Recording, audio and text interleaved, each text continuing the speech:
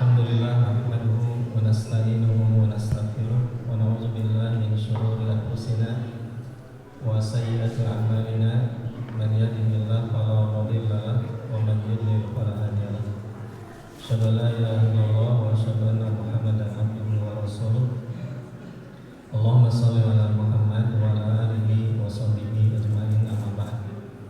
Bapak Ibu yang dirahmati Allah, semoga kajian kita di malam ini dicatat oleh Allah sebagai amal soleh kita untuk bekal kelak insyaallah dan bahagia. Salawat salam semoga dilimpahkan pada Nabi mulia Muhammad sallallahu alaihi wasallam, keluarga, sahabat-sahabatnya, tabi'in, atba'ut tabi'in, dan siapapun yang selalu mengikutinya. Tema kita di malam ini adalah seperti yang dikabarkan oleh Nabi dalam hadis, yaitu golongan yang akan masuk surga tanpa dihisab dan tanpa disiksa. Ini golongan yang sangat beruntung, Bapak Ibu sekalian. Bisa ke surga tanpa dihisab, tanpa disiksa, terus langsung ke surga. PMDK ke surga langsung. Ini kabar yang mudah-mudahan kita bisa mendapatkannya, insya Allah. Harapan setiap muslim tentu bisa ke surga. Spesial lagi masuknya tanpa dihisab, tanpa disiksa. Ini luar biasa. Hadis yang akan saya bawakan itu ada di kitab Riyadhus Shalihin. Jadi nanti Bapak Ibu boleh dibuka kitab Riyadhus Shalihin, bab yakin wat tawakkul, bab yakin dan tawakal. Itu di hadis pertama, hadis yang akan saya sampaikan di malam ini.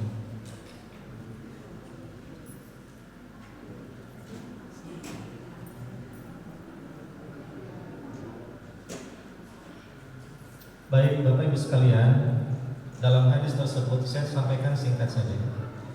Hadisnya, kata Nabi, aku diperlihatkan sab'una alfan min ummati yadkhuluna al-jannah bighairi azab wala hisab. Aku diperlihatkan 70.000 umatku, kata Nabi, yang akan ke surga tanpa dihisab, tanpa disiksa. Sab'una alfan. Jadi Nabi mengatakan sab'una alfan min ummati yadkhuluna al-jannah bi ghairi azab wala hisab. Sab'una alfan min ummati yadkhuluna al-jannah bi ghairi azabin wala hisab. 70.000 umatku yang akan ke surga tanpa dihisab, tanpa disiksa. Cuman 70.000 begitu. Umat Nabi miliaran. Jadi nanti bakal ada orang terpilih di situ. Tapi Bapak Ibu sekalian, ada yang menggembirakan kita, ada yang membuat kita bahagia. Ada ahli bahasa yang mengatakan bahwa bilangan itu menunjukkan banyak. Ini kaidah dalam bahasa Arab begini. Al-adad yadullu alal kasrah. Al-adad yadullu alal kasrah. Artinya bilangan itu menunjukkan banyak. Bilangan menunjukkan banyak. Jadi tidak diartikan zahir. Contoh begini, bilangan menunjukkan banyak. Kalau ayat aki-aki balon itu disebut aki-aki 7 mulut. 7 disebut 7, ya kan? Aki-aki 7 mulut, bukan sang mulut 2 mulut itu, tapi mulut lagi 7. Jadi 7 itu menunjukkan bakat kubangor gitu aki-aki. Kalau seorang pusing, bilangnya apa? Pusing 7 kurilin. Cilaka 12. Itu bukan 12 kali cilaka. Bakatku cilaka, bakatku pusing 7 kali kurilin. itu 7 menunjukkan banyak. Begitu. Jadi al-adad yadullu alal kasrah. Bilangan itu menunjukkan banyak. Nah, mudah-mudahan 70.000 ini ungkapan Nabi bakal banyak nanti umatku yang akan ke surga tanpa dihisab, tanpa disiksa. Itu harapan kita. Jadi ini kabar baik. Insyaallah. Jadi bukan 70.000 gitu. Karena nanti kalau begini, ada ahlu zahir dalam fikih itu ada aliran zahiriyah. Aliran zahiriyah itu tekstual gitu, dalam mengartikan bahasa teks gitu ya. Contoh begini, dan kebanyakan zahiriyah itu agak keliru dalam fikih. Suka ada penyimpangan kesimpulan fikih. Contoh begini, Nabi SAW yuqabbilu ba'da azwajihi wa huwa sha'im. Nabi mencium sebahagian istrinya dan Nabi sedang sahur. Nabi mencium sebagian istri dan Nabi sedang sahur. Menurut ahlu zahiriyah tekstual mengartikan hadis, oh nyiuman istri ke sahur teh sunah rasul eta teh. Jadi kalau kita lagi sahur celongok ciuman istri sunah rasul eta teh. Begitu. Nah itu zahiriyah mengartikan hadis dan itu keliru Ibu sekalian. Karena kalau jumhur ulama berpendapat bahwa mencium istri sedang sahur terbatal sahurnya, itu kesimpulan yang benar. Gitu, mencium istri sedang sahur tidak batal. Tapi tadi kalau zahiriyah mengartikan itu, oh nyium istri menuju sahur sunnah Rasul oke nyiuman istri, tidak dianalisa begitu. Itu zahirnya begitu. Kalau di Sunda apa begini, kata dokter, ibu nanti kalau minum obat tutup botol dengan rapat ya. Siap dokter. Jadi nutup botol oge kudu rapat itu ibu muslimah teh. Ah, lieur dokter teh ieu mah. Geura aku nutup obat we kudu make rapat gitu nah, kada lieur gitu. Nah, bukan itu maksudnya sing rapat begitu ya. Nah, jadi tidak diartikan zahir seperti itu. Jadi zaman sekarang demikian. Nah, jadi kita berharap 70.000 yang akan ke surga tanpa dihisab, tanpa disiksa, artinya banyak. Itu harapan kita insyaallah. Pertanyaannya, siapakah golongan yang akan ke surga tanpa dihisab, tanpa disiksa? Sahabat berbeda pendapat. Tuh, sahabat wae beda pendapat, berselisih pendapat. Ada yang mengatakan mereka adalah sahabat Nabi. Ada yang mengatakan mereka orang mukmin tidak musyrik. Ada yang mengatakan mereka beriman sejak lahir, bla bla bla. Sahabat berbeda pendapat dalam hadis tersebut. Maka ketika sahabat berbeda pendapat, Nabi tidak menyalahkan pendapat masing-masing sahabat, tidak. Tapi Nabi hanya meluruskan siapakah mereka yang akan ke surga tanpa dihisab, tanpa disiksa. Ada 4 kriteria. Ada 4 kriteria. 1 kata Nabi, pertama, humul ladzina la yarqun, itu 1. La yarqun, mereka yang tidak yarqun, yang tidak meruqyah, itu 1. Humul ladzina la yarqun, mereka yang tidak meruqyah. Bapak Ibu sekalian, kita sering dengar istilah ruqyah. Ruqyah, apa itu ruqyah? Mereka yang tidak meruqyah. Bukankah ruqyah itu ada? Kita boleh meruqyah bla bla bla. Kita bahas. Pertama, definisikan apa itu ruqyah.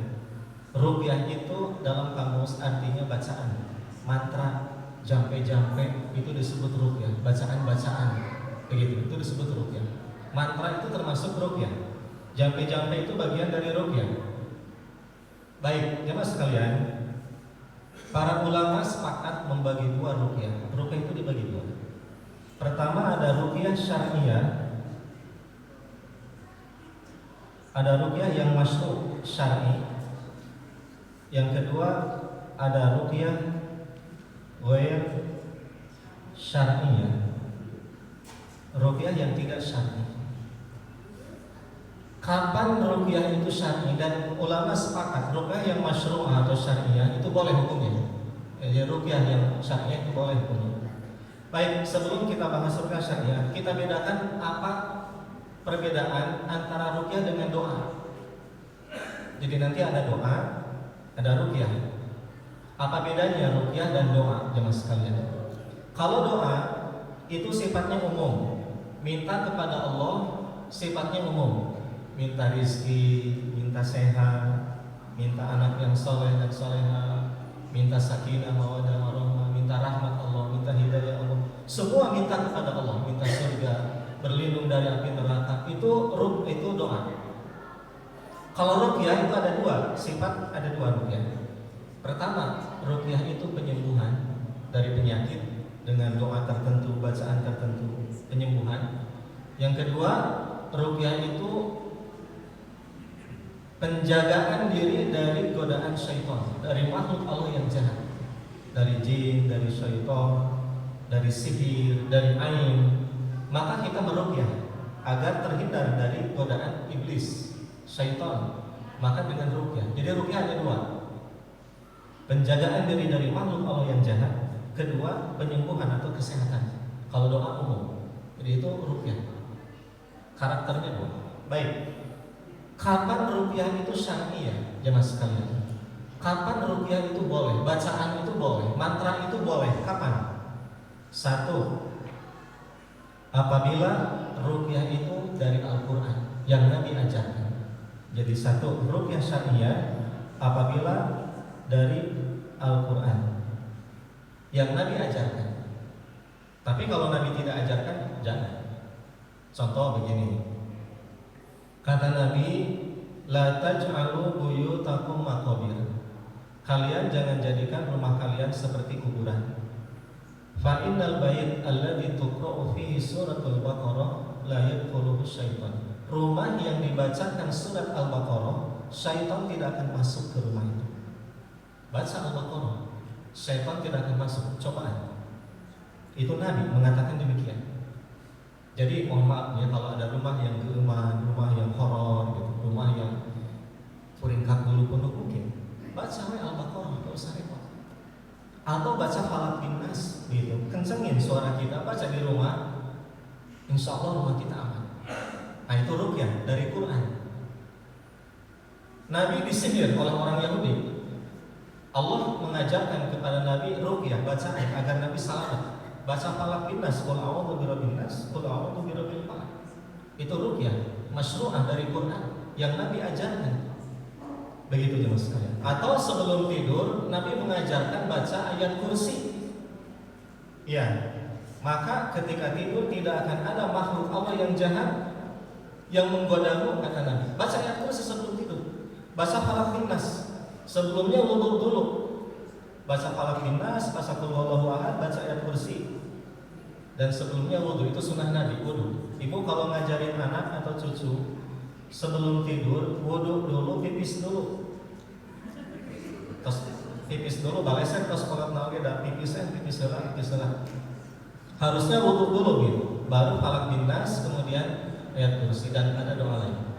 Jadi jemaah sekalian, ruqyah dari Quran itu boleh yang Nabi ajarkan. Tapi jemaah sekalian, apabila ruqyah dari Quran, mentang-mentang dari Quran, tapi tidak Nabi ajarkan, jangan. Nih di kampung saya dulu, tidak bicara kampung orang, di Garut. Ayah ibu-ibu anu meyeum cau, dia nyimpen pisang biar cepat matang di karung, itu dipakai ayat Quran, dipakai jambit. Di surat An-Nur ada. Apa kata dia? Tapi ini sesat, jangan diamalkan. Digulung itu pisang, pakai karung, pakai karbit, dibacakan ayat A'udzubillahi minasyaitonirrajim. Hayhata hayhata lima tu'adun. Artinya apa? Aina ata isuk masing adui gitu. Nah, dibacakan itu gitu.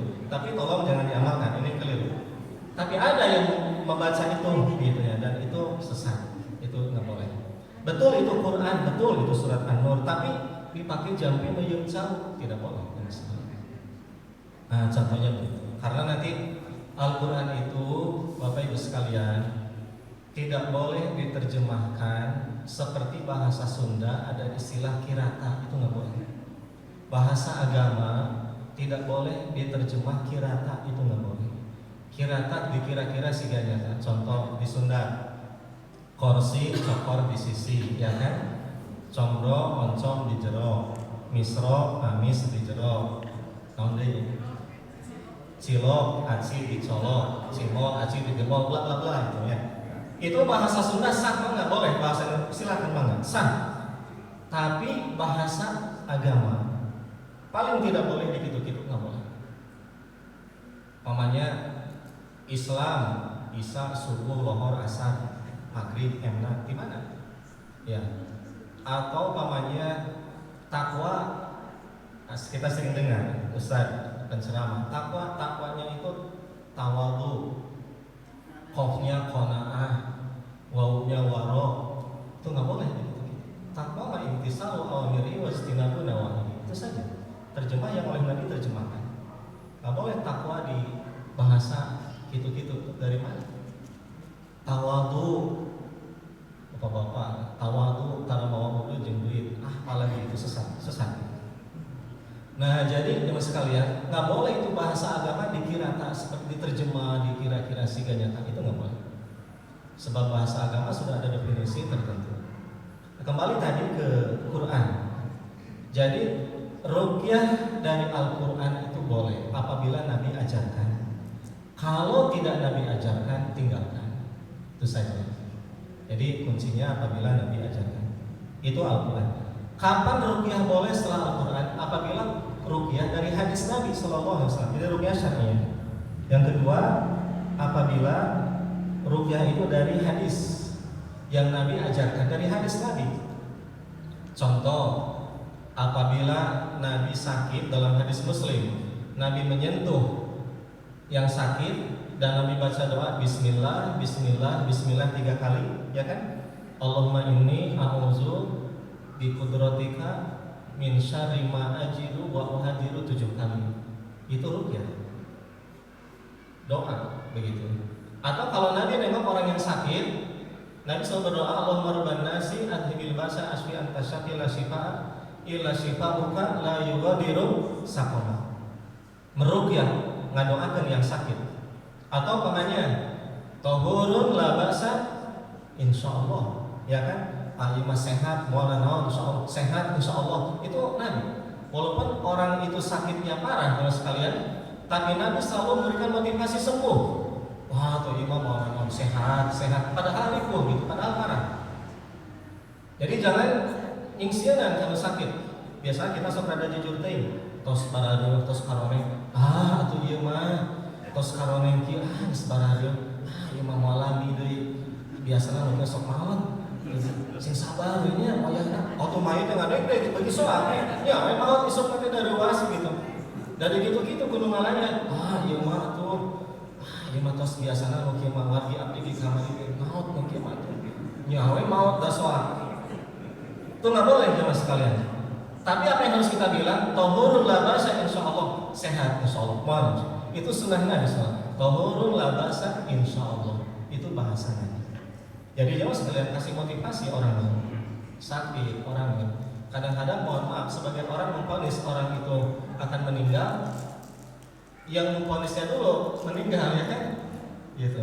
Jadi ada seperti itu. Nyawa urusan Allah Subhanahu wa taala. Nyawa urusan Allah. Jadi kita nggak boleh mendahului Allah dalam masalah nyawa. Ini sekedar contoh saja. Baik, jamaah sekalian, yang ketiga, kapan ruqyah itu syar'iyyah atau boleh? Satu, tadi apabila ruqyah itu dari Quran. Yang kedua, apabila ruqyah itu dari hadis Nabi. Dan yang ketiga, apabila ruqyah itu dari bacaan yang dipahami atau qiraah mafhumah. Qiraah mafhumah, bacaan yang dipahami. Boleh dengan bahasa Sunda ngadoakeun yang sakit. Boleh dengan bahasa Jawa, dengan bahasa Sumatera, bahasa Indonesia, bahasa mana saja, bahasa Medan, silakan. Sing enggal damang ibu, sing enggal damang kang, sing sabar, sing tawakal, Allahumma parinun kalancara. Itu agar orang sakit, agar biar sembuh agar sehat, boleh dengan bahasa kita. Asal bahasa itu mafhum, dipahami dan tidak ada unsur syirik. Begitu.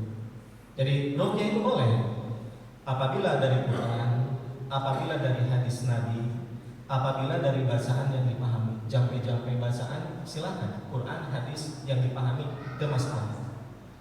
Kapan ruqyah itu tidak syar'i atau tidak boleh, Bapak sekalian? Ini yang kedua, ruqyah ghair syar'iyah. Kapan?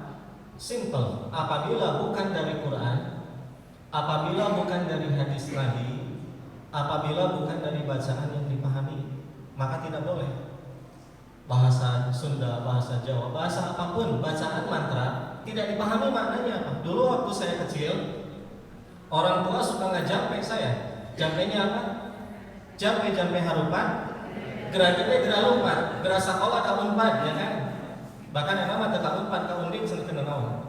Dasar dua artinya aya yang menerjemahkan sama unpad dan undip. Undip apa Ibu? Universitas Diponegoro, ya kan? Unpad Universitas Pangeran Diponegoro, eta ini. Jadi jampe-jampe harupan gerak-gerak apa itu maknanya? Begitu.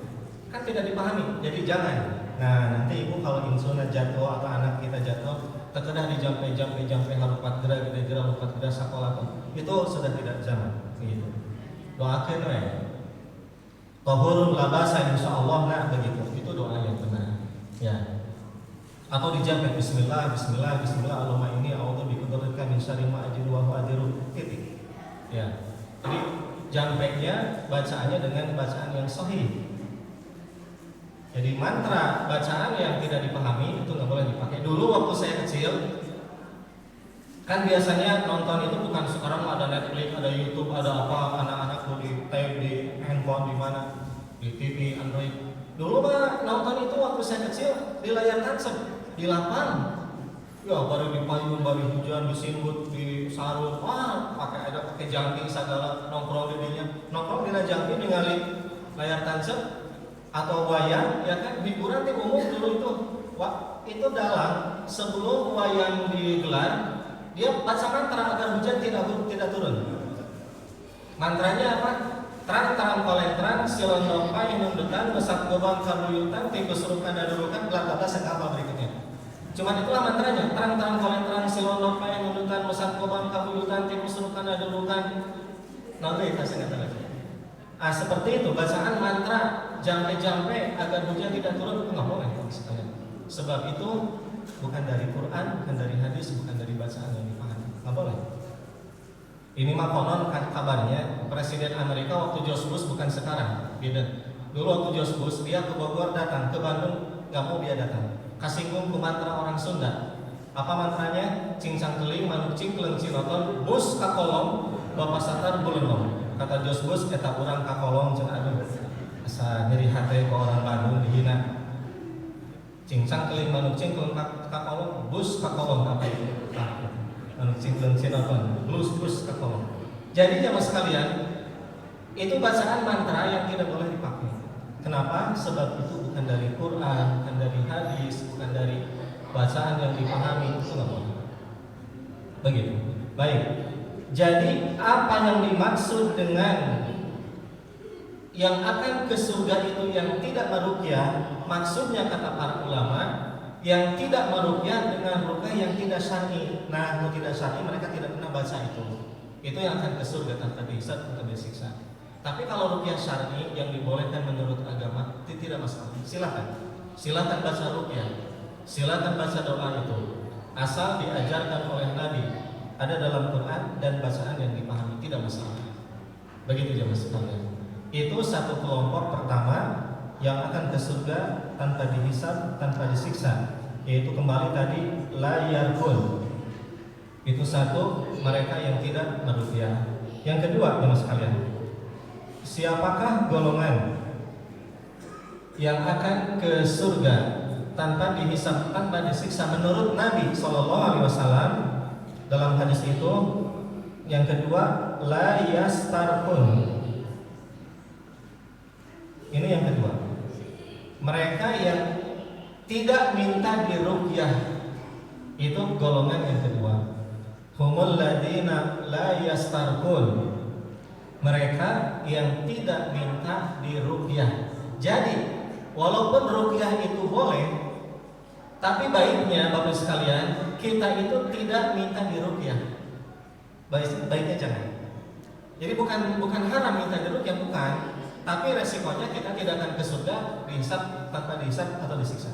Ya silakan kalau pengen dihisab disiksa ya minta ruqyah enggak gitu. Tapi rugi.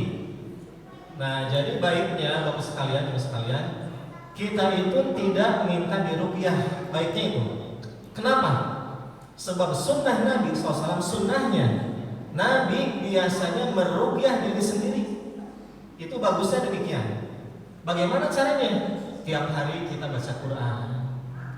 Itu bisa dengan baca Quran tiap hari. Atau tiap hari kita baca doa zikir pagi petang. Kan ada doa zikir pagi petang ya kan, yang biasa dibaca oleh jamaah sekalian. Silahkan baca doa zikir pagi petang.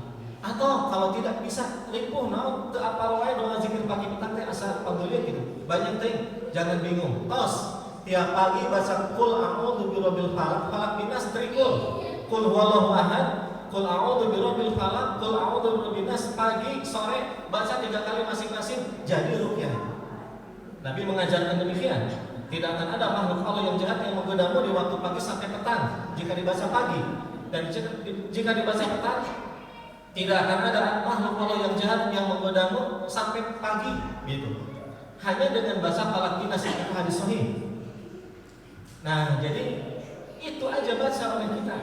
Atau pamannya doa dari Nabi Sallallahu Alaihi Wasallam, atau pamannya yang biasa dibaca Bismillahirrahmanirrahim, la yadurru ma'asmihi syai'un fil ardi wala fis sama' wa huwa samiul alim. Ya, itu saja baca 3 kali itu, maka tidak akan ada yang memadaratkanmu di waktu pagi sampai petang. Jika dibaca waktu petang, Bismillahirrahmanirrahim, la yadurru ma'asmihi syai'un fil ardi wala fis sama' wa huwa samiul alim. 3 kali di waktu petang, tidak akan ada makhluk Allah yang jahat yang menggodamu sampai pagi.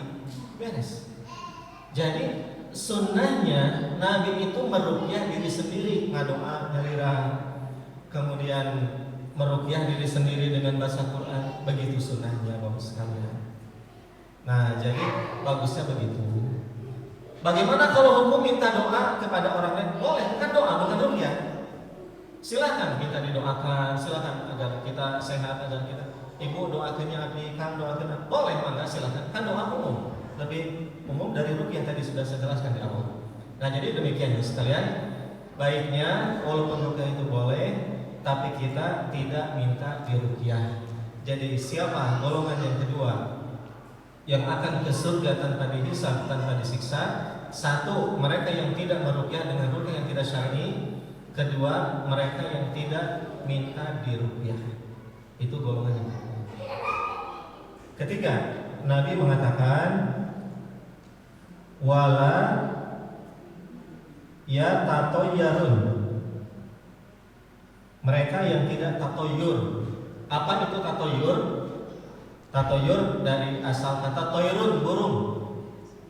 Orang Arab jahiliyah dulu kalau mau safar bepergian, kalau mau menikahkan anaknya, putrinya atau anaknya, kalau mau melakukan sesuatu berburu atau apa, mereka bisa lihat burung dulu. Wah, iya burung tadi ima bakal sial, ima bakal untung. Jadi menganggap sial dengan burung atau menganggap sial dengan sesuatu itu disebut tatoyur. Jadi tatoyur itu menganggap sial dengan sesuatu. Ulah duduk di lawang panto bisi kehalangan jalan, itu pasti bukan nonton jodoh. Nah, itu nggak ada kan. Kalau dulu begitu, menduduk di lawang panto bakal nonton, itu tatoyur. Itu contoh tatoyur begitu. Ulah makan pisang pinggirna bisi kasing sal, padahal itu panggedena karena orang tua tersepen. Jadi coba sekalian menganggap sial sesuatu begitu, itu disebut tatoyur. Atau meramal dengan burung, diramal-meramal. Kalau ada kupu-kupu ke rumah, berarti pantona bolongo asli rumah. Jadi jangan dikaitkan dengan tamu begitu. Ya kan di kita populer, oh lamun ayah kupu-kupu ayah tamu. Asal kurunyan dia itu bakal aya naonnya. Jangan ditafsirkan macam-macam seperti itu. Ya Mas sekalian. Nah, dulu waktu istri saya yang kedua istri saya melahirkan anak yang kedua, teman. Istri saya melahirkan anak yang kedua, mudah-mudahan Umi tidak dengar. Istri saya melahirkan anak yang kedua, nah itu yang dengar. Itu kalilit ari-ari, coba kalilit ari-ari. Itu hampir, wah ini udah kata Bu Bidan di Margahayu. Itu Pak Yema teh harus disesar. Ini kalilit ari-ari. Kita udah nyerah secara teori. Tapi ya kita teh berdoa dan ya kumaha Bu Bidan supados teu disesar ka dokter kumaha sarana di jalan. Dengan izin Allah, alhamdulillah lancar. Nah, kalilit ari-ari. Apa komentar waktu saya diberujul? Apa komentar mak yang datang ngalayan? Oh nih, nanti mah biar anaknya teu kalilit ari-ari, nanti si bapak lamun tos mandi tong sok ngabulat-bulit anduk. Gitu. Tuh kan bayina kalilit ari-ari. Coba ngabulat-bulit anduk bayi kalilit ari-ari. Nah, hubungannya? Ya. Nah, jadi banyak tersebar tuh di kita, terutama di Sunda ya. Hati-hati lamun keur hamil tong sok ngabulat-bulit anduk katanya dina leher, bisi bayina kalilit ari-ari, anggap sia dengan anduk. Nah, itu disebut tatoyur dan itu syirik. Itu bagian dari syirik. Tatoyur. Kata ibu-ibu di situ mama masih, "Neng, nanti biar bayina lahirna lancar," kata dia. Nah, ini kalau ini dimengerti oleh saya.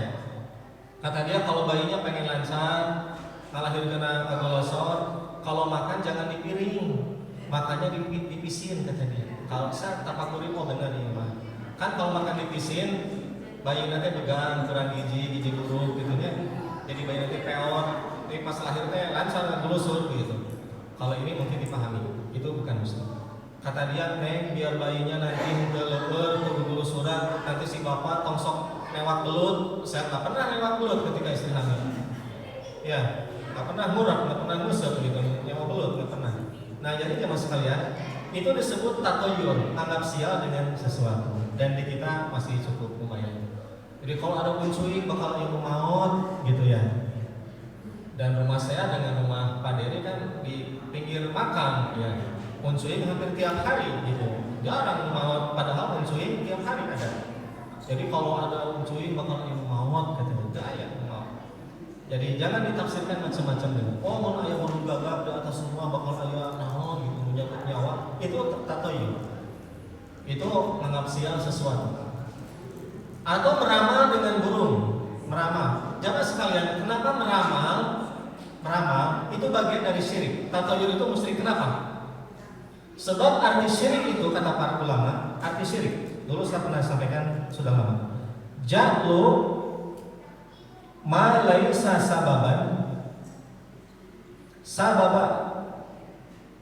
Syirik itu artinya ja'lu ma laisa sababa. Menjadikan sesuatu yang bukan sebab dianggap sebab. Ja'lu ma laisa sababa. Menjadikan sesuatu yang bukan sebab dianggap sebab, itu syirik. Menjadikan sesuatu yang bukan sebab dianggap sebab, dihubung-hubungkan padahal tidak ada hubungan.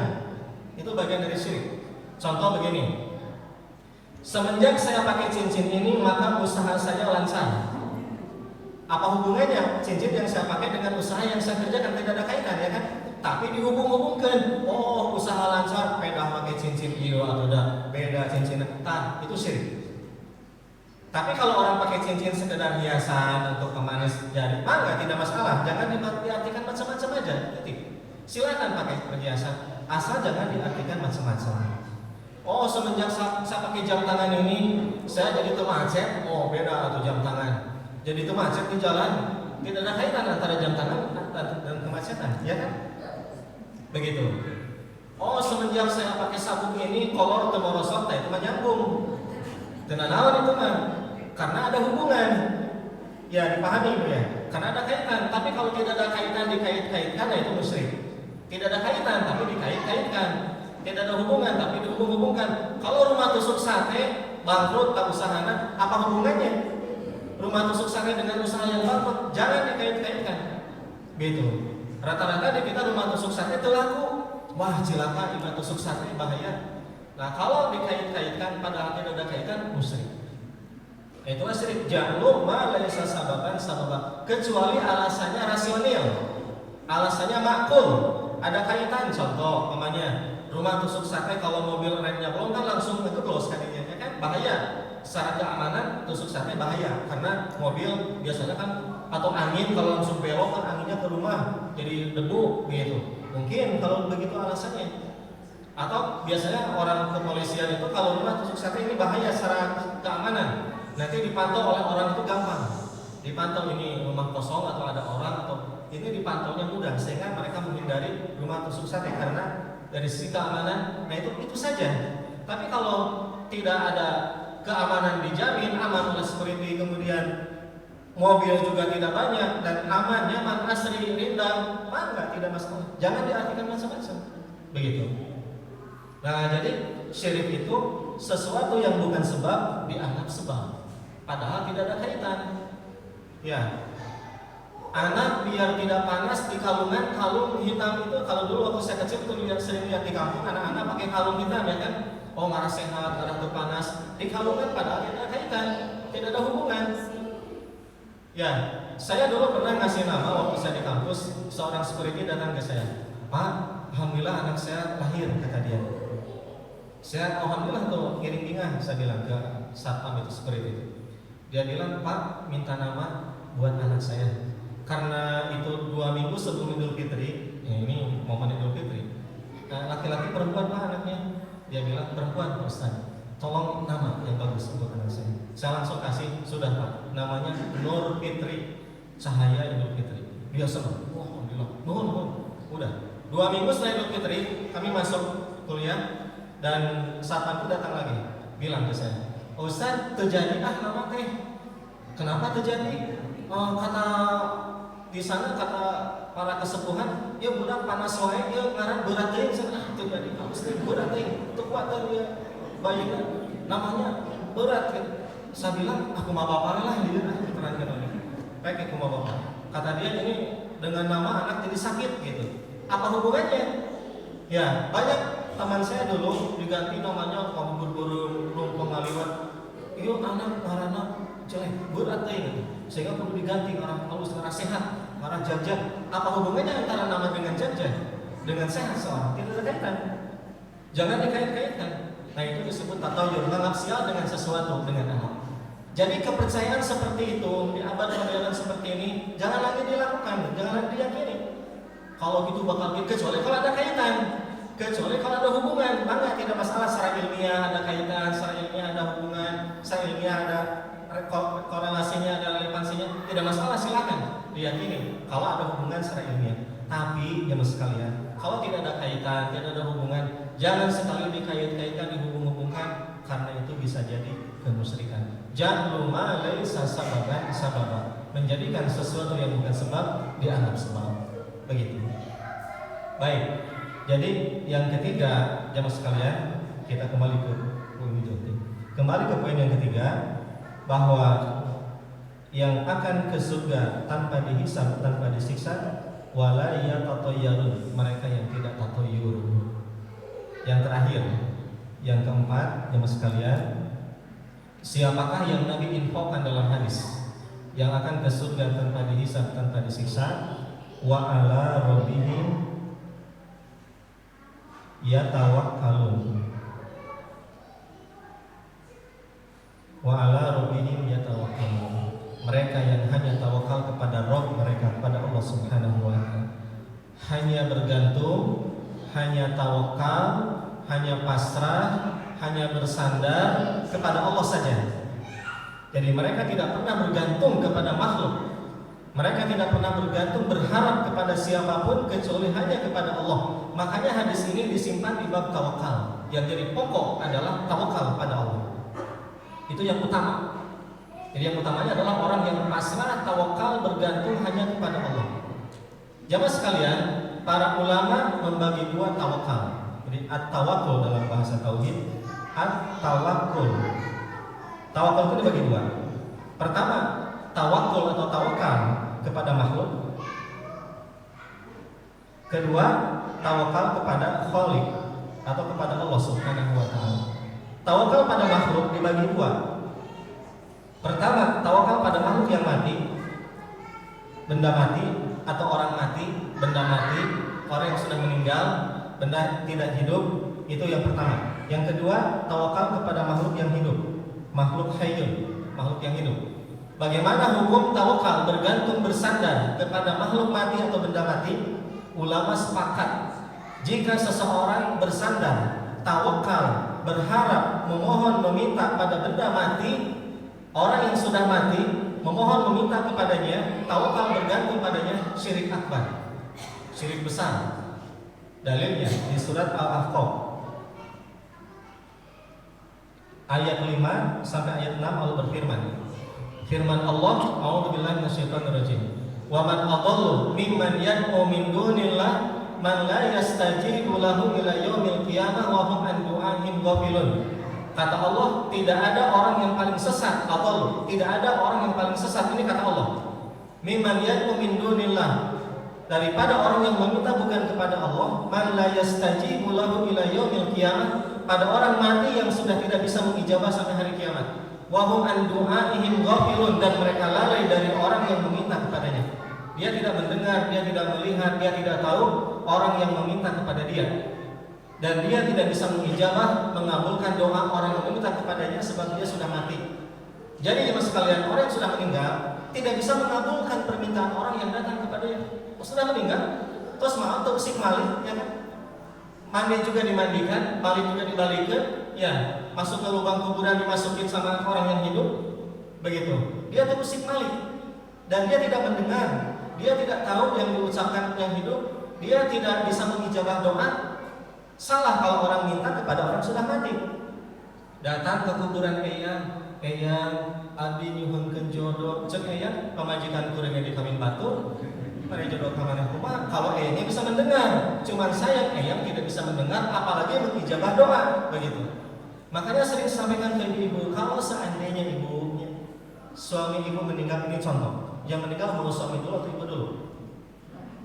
Suami, tenang. Ini jawaban ibu kok ya. Ini contoh. Kalau suami meninggal, ini mah contoh. Ibu nggak usah datang ke makam suami untuk curhat ke suami. Datang boleh, mendoakan silakan. Tapi kalau curhat nggak boleh. Bapak semenjak bapak meninggal itu, aduh mama teh asa ribu hidup teh. Barudak biaya listrik naik, BBM naik, seharga mahal. Aduh bapak mama teh mulai capek. Cek suami teh, mama sing sabar. Kabur pasti, langsung mau datang dari pingsan mungkin dirinya. Jadi nggak usah, kalau mau datang mendoakan silakan. Tapi kalau curhat, meminta, apalagi memohon, nggak boleh. Sebelumnya sudah meninggal gitu. Jadi jemaah sekalian, apabila seorang tawakal bergantung, berharap, meminta, berdoa, memohon, bergantung kepada orang yang sudah mati atau benda mati, nggak boleh. Syirik akbar, itu bahaya. Gitu. Syirik itu kata Nabi, man allaqa syai'an rukila bihi. Siapa yang menggantungkan sesuatu kemudian tawakal pada sesuatu itu, pada benda itu, nggak boleh. Menggantungkan sesuatu kemudian tawakal. Dulu saya pernah masuk ke rumah seorang, itu di rumahnya ada tulisan Arab tibaralik gitu ya, ditempel di pintu. Tujuannya apa? Oh biar jin tidak masuk, biar maling tidak masuk. Digantungkan tulisan-tulisan, kemudian di situ disimpan agar bangsat termasuk, jin tidak masuk. Dia menggantungkan sesuatu kemudian tawakal pada sesuatu itu, maka hukumnya syirik. Nggak boleh. Benda mati terusik malih, ya, menggantungkan kalung biar anaknya tidak panas, biar anaknya sehat, kan tidak ada kaitan. Kalau menggantungkan kalung ke anak perempuan biar cantik, biar kumaha ada perhiasan, ya mangga, tidak masalah. Tapi jangan diartikan macam-macam. Man allaqa syai'an wukila bihi. Menggantungkan sesuatu kemudian tawakal pada sesuatu itu. Nggak boleh.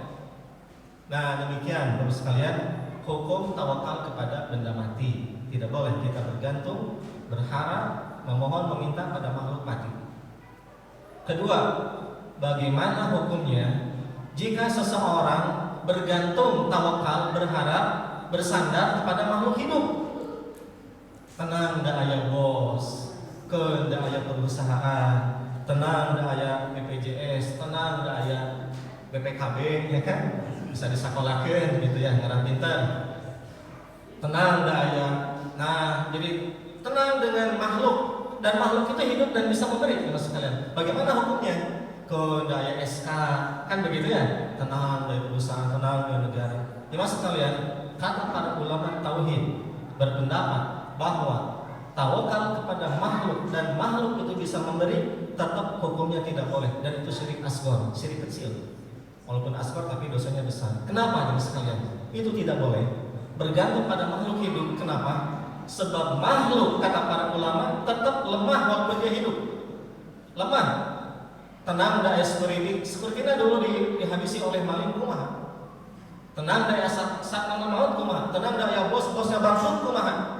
Ya, tenang daya SK ya negara Sri Lanka sekarang bangkrut kan sekarang ya. Negara bisa bangkrut begitu. Bisa hancur, ekonominya bisa rusak. Kumaha lamun bangkrut negara. Ya, tenang dari perusahaan, kumaha lamun perusahaan hancur. Tenang dari bosna meninggal, kumaha. Kalau ada suami ngamot pada kesalahan lupa. Jadi sekalian tetap tidak boleh tawakal bergantung pada makhluk walaupun dia hidup. Dan makhluk itu memberi, tidak boleh sama sekali. Saya pernah ngobrol dengan seorang jamaah di Buah Batu. Pak Budi, saya kata dia beli anjing untuk jaga rumah dari Jerman langsung, dia orang kaya. Dulu mungkin 10 tahun yang lalu, saya kaget harga anjing 50 juta. Wah, itu 50 juta itu mahal banget. Saya simpan untuk jaga rumah, Pak Budi kata dia. Saya simpan untuk jaga rumah. Malam pertama saya simpan, besoknya hilang. Besoknya anjing saya dicuri oleh maling. Ternyata dia berharap anjing bisa menjaga, anjingnya dibawa ke maling. Maling apal itu anjing mahal, gitu. Jadi dia nggak usah ngerampok rumah, anjing namanya pauk langsung. Jadi ketika dia berharap anjingnya bisa menjaga, anjingnya dibawa kumaha? Anjingnya dicuri gimana? Ya, maka tidak ada makhluk yang kuat. Makhluk itu pasti ada kelemahan. Makhluk itu lemah. Begitu banyak perusahaan yang hancur oleh karyawannya sendiri ya. Dia percayakan pada dia, dikorupsi. Banyak dipercayakan pada security yang tidak amanah, security yang macam-macam. Kan seperti itu. Jadi kepada siapa dia bersandar, kepada siapa dia berharap, kepada siapa dia tawakal, ya Mas sekalian, yang paling benar tawakal hanya kepada Allah Subhanahu wa taala atau tawakal pada Al-Khaliq yang kedua. Jadi tawakal yang benar adalah tawakal pada Allah. Bersandar itu kepada Allah, pasrah itu ke Allah, sumerah ke Allah, berharap ke Allah, meminta kepada Allah, menyerahkan segala sesuatu ke Allah. Takdir kita, keselamatan kita, hirup pati bagja cilaka, hirup uripuran, sanggahkan ke Allah, titik. Jodoh pati bagja cilaka ke Allah. Jangan berharap ke makhluk. Nyari jodoh ke orang, jangan ke Allah minta. Kadang-kadang nyari jodoh ke orang salah.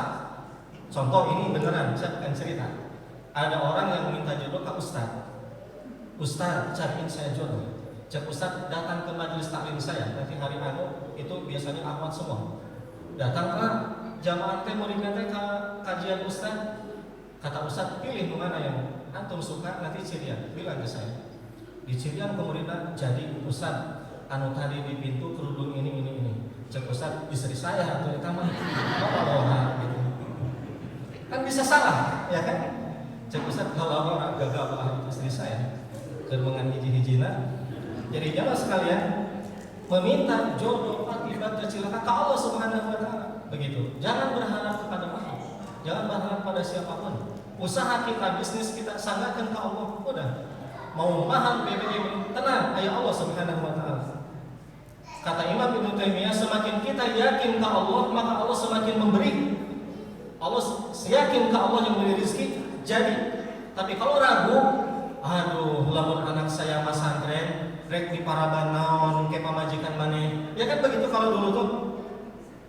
Nanti kalau masantren rek di paraban kulhuk gitu, rek diberi para bulgul marom gitu. Kan gitu orang tua dulu. Bahkan disinsinan anaknya, awas kalau kamu teu ngapalkeun di pasantrenkeun sia kumaha. Atau soak budak teh bunuh cilaka di pasantren. Di seolah-olah pasantren teh horor gitu. Rizki seolah-olah bukan dari Allah Subhanahu wa taala. Seolah kalau santri teh mau hidup itu tidak akan sejahtera hidupnya. Salah kalau orang berpikir seperti itu. Jadi rizki Allah, hirup maut urang Allah. Makanya doa Nabi kalau kita keluar rumah, Mas sekalian, apa yang Nabi ajarkan? Bismillahi tawakkaltu 'ala Allah la haula wala quwwata illa billah. Tauhid, tawakal, udah ketika kita keluar rumah pasrah ke Allah, udah rumah Allah we, doa yang gantung ya Allah. Kita tidak tahu Bapak sekalian apa yang akan terjadi di jalan kepada kita, ya kan? Ada orang yang mau melayat orang yang meninggal. Dia mau melayat orang yang meninggal, di jalan dia meninggal sebelum orang itu sampai kepada orang yang meninggal. Musibah dia ketabrak kereta, padahal dia mau melayat orang yang sakit, orang yang meninggal. Dia di rumah sehat, di rumah nggak ada apa-apa, tapi ujuk-ujuk meninggal di jalan. Tuh kan? Ya, kita nggak tahu apa yang akan terjadi setelah kita keluar rumah. Makanya Nabi mengajarkan doa tawakal. Bismillahi tawakkaltu 'ala Allah la haula wala quwwata illa billah. Pasrahkan ke Allah, kita nggak ada yang tahu. Baik. Jadi tawakal yang benar, jemaah sekalian, hanya kepada Allah Subhanahu wa taala.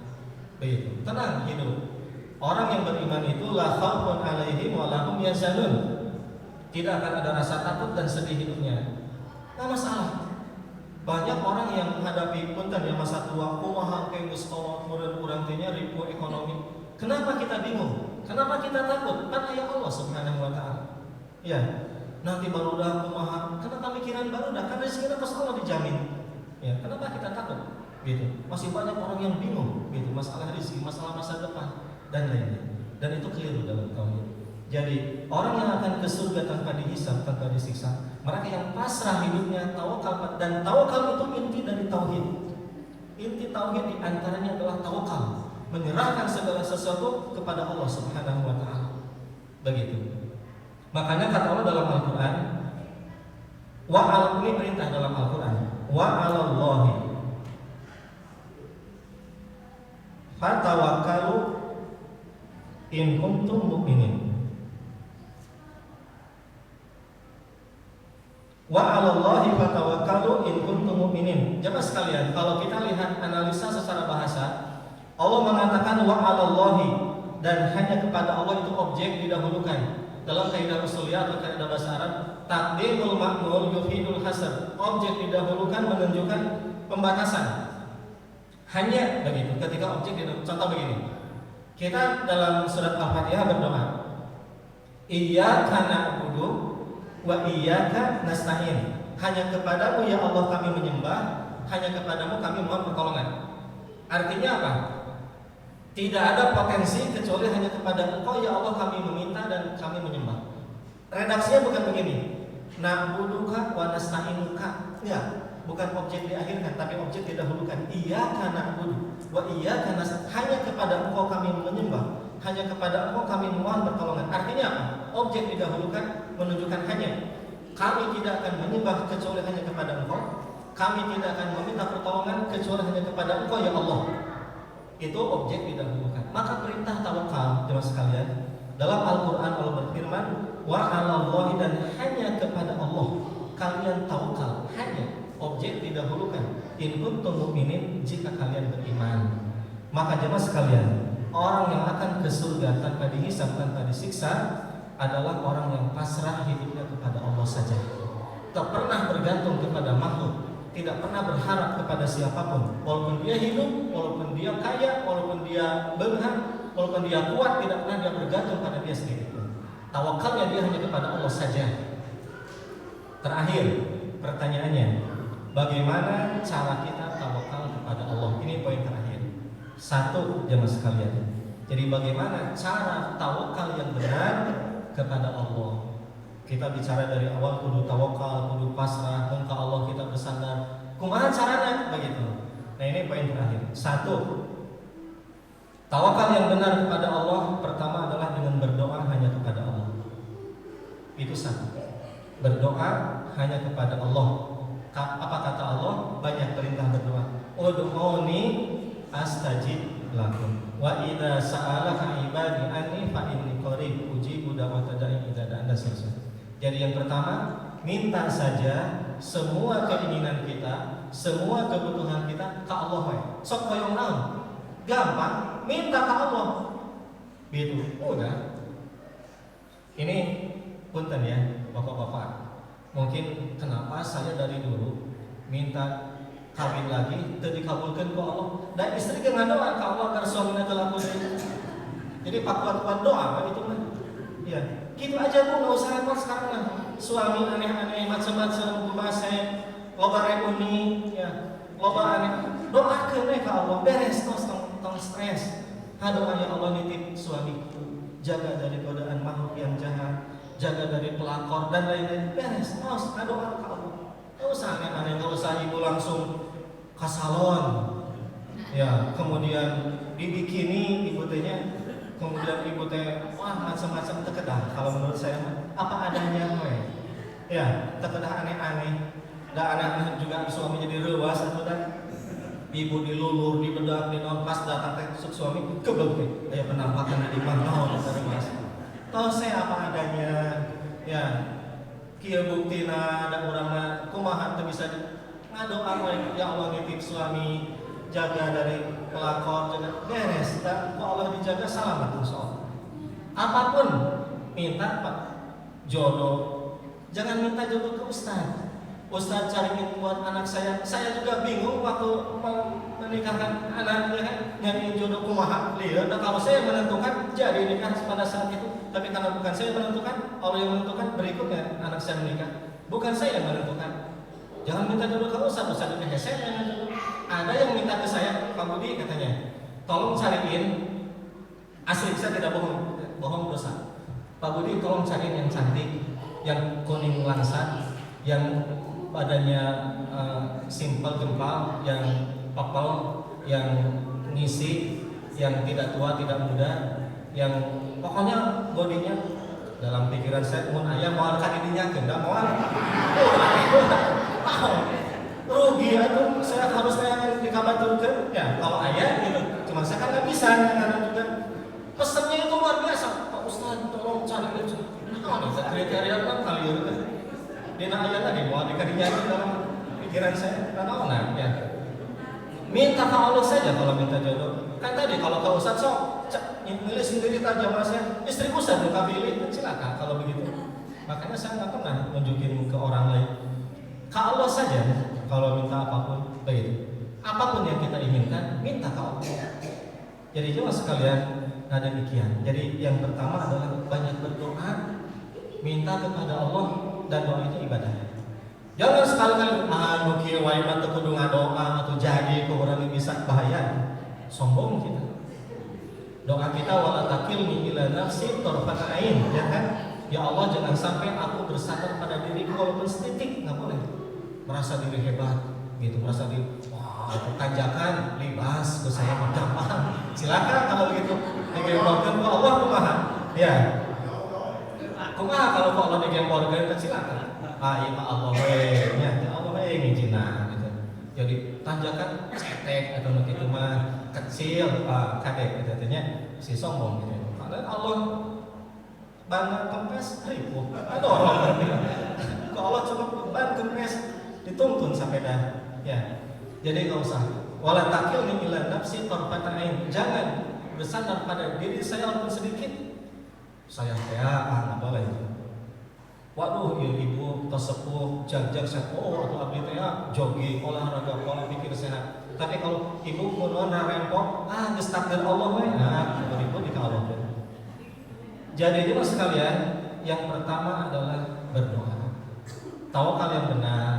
Ulama mengajarkan kita, Al-Qur'an membimbing kita, sok berbanyak berdoa we. Hoyong naon? Kok Allah dikabulkan insyaallah. Itu satu. Kedua, apakah cukup dengan doa? Jawabnya belum. Belum. Jadi cara yang kedua, tawakal yang kedua, teman sekalian adalah al-akhdhu bil asbab. Ini cara yang kedua. Apa itu al-akhdhu bil asbab? Mengambil sebab, bahasa kita ikhtiar usaha, bahasa kita al-akhdhu bil asbab. Mencari sebab tadi, sebab yang nyambung, sebab akibat ada kaitan. Oh, kalau mau rezeki ya berusaha, kalau mau sehat ya olahraga, kalau mau kan begitu ya. Jadi ada sebab, ada akibat. Al-akhdhu bil asbab itu kata para ulama, bahasa kita ikhtiar. Jadi kalau kita pengen rezeki ya di samping berdoa ya tidak cukup itu saja. Coba berikhtiar, coba bekerja, coba berusaha. Ada seorang sahabat yang kerjanya tidur di masjid. Kata Nabi, kenapa tidur di masjid? Tawakal we ka Allah ya Rasul. Dari rezeki mah tos aya nu ngatur. Tenang we abdi mah. Nu penting salat, nu penting ibadah, nu penting ngadoa, nu penting ngirit, zikir, baca Quran. Jadi Kata Nabi, bangun dan bekerja. Fa inna sama la tumtiru zahaban wala fiddah. Sebab langit tidak akan menghujanimu emas dan perak. Bangun, bekerja, cari nafkah. Itu perintah Nabi SAW. Ada seorang sahabat mengikat kudanya, menyimpan kuda parkir bahasa kita, tidak diikat. Dalam riwayat unta, tidak diikat untanya. Kata Nabi, kenapa untamu tidak diikat? Kata sahabat tadi, tawakal aja kepada Allah, ya kan ayah Allah menjaga ya Rasul. Tawakal abi maka Allah, bersandar ke Allah. Kata Nabi, ikilha summa tawakkul ala Allah. Ikat kudamu baru tawakal kepada Allah. Ada usaha, ada ikhtiar, ada kerja. Jadi kalau kita parkir mobil dan motor, kunci diganda baru tawakal kepada Allah. Tapi kunci dulu. Jangan tetap ke meja tong dikunci, buka ke meja Allah mengajaga. Konyol begitu.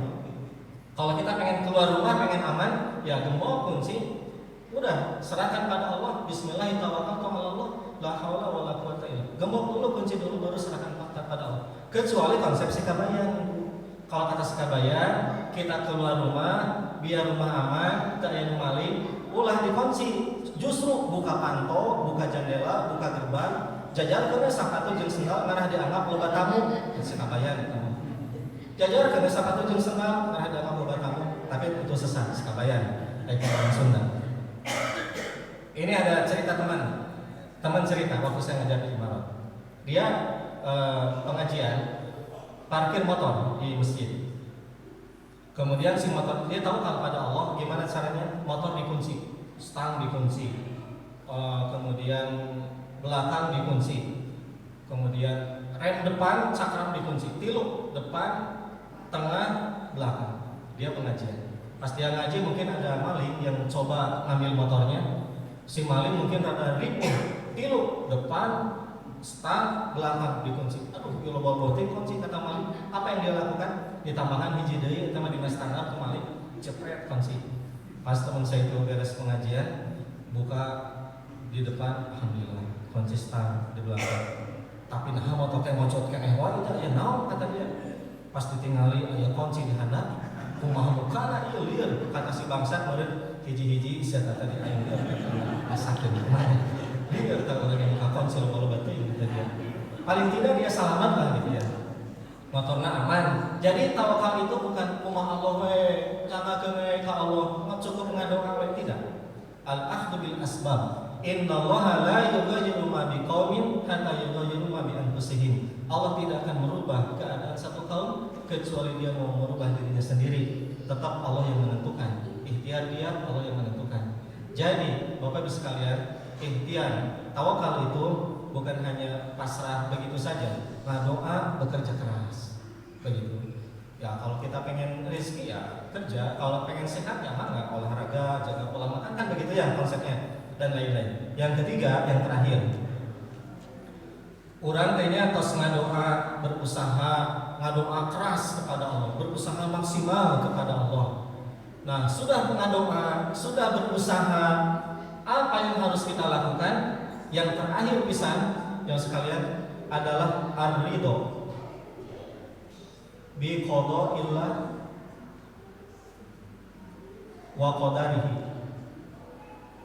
Ridho atas segala keputusan dan ketentuan Allah Subhanahu wa taala. Itu langkah terakhir. Ikhlas, ridho, tawakal, pasrah. Setelah kita berdoa, setelah kita berusaha. Terus itu kumaha deui atuh? Ngadoa sudah, berusaha keras kita itu sungguh-sungguh. Hasilnya semua serahkan pada Allah, sebab Allah Maha tahu sesuatu yang terbaik buat hambanya. Tos tarimakeun titik. Yang terbaik buat kita apapun keputusan Allah yang terbaik. Tarima, nuhun ya Allah. Sakieu hasilna, alhamdulillah. Alhamdulillah apapun yang kita terima, alhamdulillah. Apapun yang kita hadapi, nikmati, syukuri, alhamdulillah. Itu saja. Makanya doa, Nabi mengajarkan doa teman sekalian. Apapun yang terjadi pada diri kita, pahit atau manis, doanya alhamdulillah. Kalau pahit, apa doa Nabi? Alhamdulillah ala kulli hal. Itu kalau pahit. Kalau musibah, sakit, alhamdulillah ala kulli hal. Artinya apa? Segala puji milik Allah dalam segala situasi. Itu satu. Kalau kita sakit, kalau kita musibah, kalau kita dapat kepahitan, tetap memuji Allah. Alhamdulillah ala kulli hal. Jadi walaupun kita repot, ekonomi, badan, fisik, semua rumah tangga keluarga, selesai. Alhamdulillah ala kulli hal. Itu satu. Gimana kalau bahagia? Gimana kalau dapat untung, dapat proyek, dapat apa, dapat kebahagiaan, dapat nikmat, sehat, segala macam? Alhamdulillah. Alladzi binikmatihi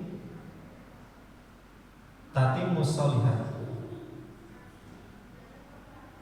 Alhamdulillah alladzi binikmatihi tatimmus shalihat. Segala puji yang dengan nikmatnya sempurna semua kebaikan.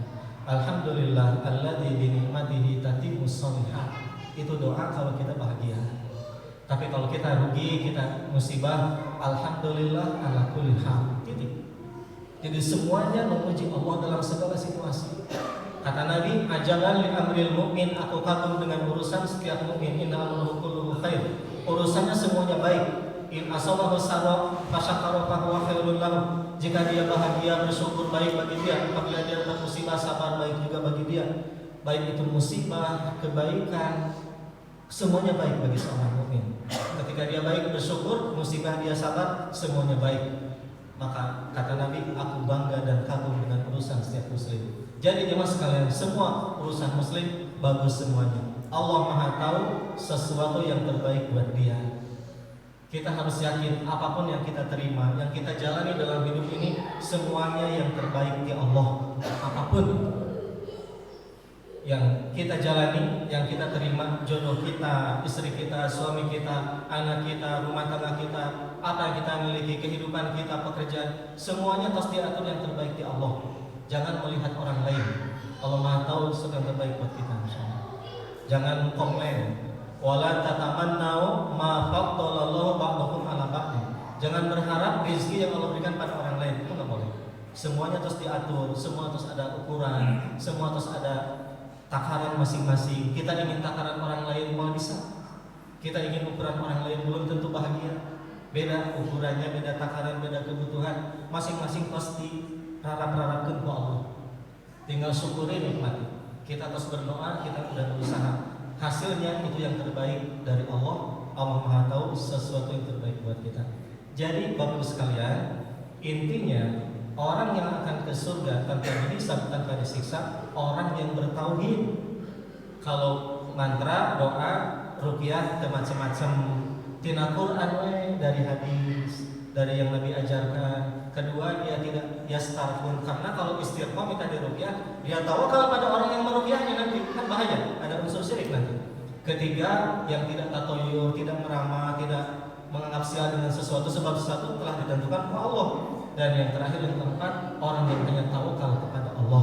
Tauhid intinya di situ. Jadi sesuatu yang Allah takdirkan yang terbaik buat kita. Sebagai penutup, ini mah penutup, tapi bukan dari Quran. Dari tadi saya cerita Quran, hadis Nabi, ini mah dongeng. Penutup saya minta dongeng saja, biar seimbang. Tapi jangan dipercaya, ini mah dongeng. Begini, ada seorang raja, dia senang kepada asistennya, kepada pembantunya. Si pembantunya itu sering bilang ke raja, "Raja, ini mah yang terbaik di Allah." Jadi gitu si pembantunya, "Raja, ini yang terbaik di Allah." Begitu. Kata raja, "Wah, ini asisten saya luar biasa. Saya senang ada dia karena dia selalu menghibur." Jadi satu terhibur, kata raja, dengan ucapan, "Raja, inilah yang terbaik di Allah." Begitu. Maka sebagai bonus reward dari raja kepada si asistennya, "Udah, kamu orang dekat dengan saya, besok saya akan berburu dengan pasukan saya yang terbaik. Kamu ikut ke hutan berburu sebagai hadiah. Piknik healing ke hutan berburu." Senang pembantunya dibawa piknik, raja berburu ke hutan. Biasa sebelum ke hutan berburu, raja ngasah pedang, keris, segala macam diasah biar tajam. Dia tidak sadar ketika dia ngasah pedangnya, curugnya sama pedangnya sendiri buntung, buntung dan berlumuran darah, potong hiji. Wah, raja menjerit, kesakitan, berlumuran darah. Apa komentar si pembantunya kepada raja? Raja, buntung hiji curug, yang terbaik ya Allah. Itu kata asistennya. Tubuh ke raja ngahulang udah pas. Naon sekali deh terbaik curug kata tengah lawan. Sok rasakan beridinya ngeri bisa. Wah raja mabuk marah semarah-marahnya dengan ucapan itu. Maka yang terjadi apa? Kamu dihukum, terjadi di bawah piknik, jadi berburu, kamu di penjara kerajaan. Udah masuk penjara, tong jadi milu. Kata tempatnya tidak apa-apa. Raja berangkat besoknya dengan pasukan berburu ke hutan. Karena ini dongeng, ibu jangan terlalu dipercaya. Maka si raja itu ketemu dengan pasukan kanibal di hutan. Kita tahu kanibal kan pemakan manusia, ya kan? Nah, maka pasukan raja ketangkap semua. Apa yang mereka lakukan? Kanibal pesta pora, ibu pesta pora. Ada yang disate, pasukan ada yang digulai, ada yang disop, ada yang dipanggang, ada yang dipais. Pokoknya nama seket pasukan raja itu dimakan oleh kanibal. Kanibal biasanya makan orang itu yang mulus, yang terakhir, yang paling mundur, panggedena, pangmustak kan rajana tuh. Wah ini terakhir, ini mau jadi penutup katanya. Dan biasanya kanibal kalau mencit orang, motong orang, itu harus yang mulus, temenan yang cacat nggak boleh, aib itu dan itu sama bagi mereka. Maka ketika dipariksa, tinuhul susap rambut, dihendak susap damal, curugna buntung. Kata kanibal cilaka, ya mah. Dia jelema dipencit bahaya. Ini malah petaka buat kita semua. Kata kanibal, lepaskan dan angkatkan. Senang balik ke angkat kaiman. Raja balik, ke rumah balik lompat. Hari besok, alhamdulillah ya Allah benar dia kata pembantu saya. Curug nyelamatkan saya. Curug buntung sama karena curugnya buntung. Dia ingat ke pembantunya, aduh, ima dosa, ima hianat, ima zalim. Pembantu di penjara ngebejaannya terbaik. Langsung bukan ke permaisuri, dia ke penjara. Asisten hampura, mohon maaf saya berdosa kepada kamu. Ternyata benar ucapanmu yang terbaik ya Allah. Iya hampura, kamu tidak dibawa ke hutan. Kata asisten, raja saya di penjara yang terbaik ya Allah. Kata raja, nah bilang gitu yang terbaik di penjara. Coba kalau saya ikut ke raja ke hutan, nasib abdi kumaha berenang, cik kira-kira kumaha, ya kan? Berenang abdi tenis tutung, berenang di kulit, di sate beak, ya gitu. Ah gitu, curug ini yang terbaik. Jadi ibu kayak bisi kasura, bisi rahmat, bisi naon, tong macam-macam. Alhamdulillah ala kulli hal yang terbaik ya Allah. Gitu kata orang Sunda, untung tuh mawat oke. Untung curugna hiji, untung buntung, untung dewe orang Sunda. Subhanallah teh, tauhid eta teh. Untung tuh mawat, untung hiji. Allah Maha mengingat yang terbaik dari Allah Subhanahu wa taala. Ya kan? Demikian. Jadi mudah-mudahan tauhid kita lurus, benar, tawakal kepada Allah Subhanahu wa taala. Jangan sekali-kali pasrah tawakal berharap pada makhluk. Udah serahkan saja kepada Allah semuanya dan ingat segala sesuatu yang telah Allah tetapkan itu yang terbaik buat kita semua. Mudah-mudahan 70.000 yang akan ke surga tanpa dihisab, tanpa disiksa adalah golongan yang banyak dan mudah-mudahan kita termasuk di dalamnya. Itu saja, semoga Allah merahmati kita dan mengampuni dosa kita di majelis ini. Nampaknya nggak terasa jam 9:30 ini ya. Saya kira tidak akan ada forum tanya jawab. Takut mikosok dingin. Ya. Nikahnya Pak Haji sudah nyiapin mikosok. Mana Pak Haji Rohim? Hadir ya? Ada. Nuhun Pak Haji, mudah-mudahan jadi amal soleh. Mana Pak Haji? Jadi amal soleh. Ya Pak Haji ya. Nuhun Pak Haji ya, jadi amal soleh. Ganjaran Allah ganti dengan rezeki yang melimpah. Barokah dan Pak Haji sehat dan keluarga juga kita semua. Dan mudah-mudahan Allah merahmati kita dan melindungi kita dan mengampuni dosa kita di majelis ini. Subhanakallahumma wa bihamdika asyhadu an la ilaha illa anta astaghfiruka wa atubu ilaik. Alhamdulillahirabbil alamin. Assalamualaikum warahmatullahi wabarakatuh.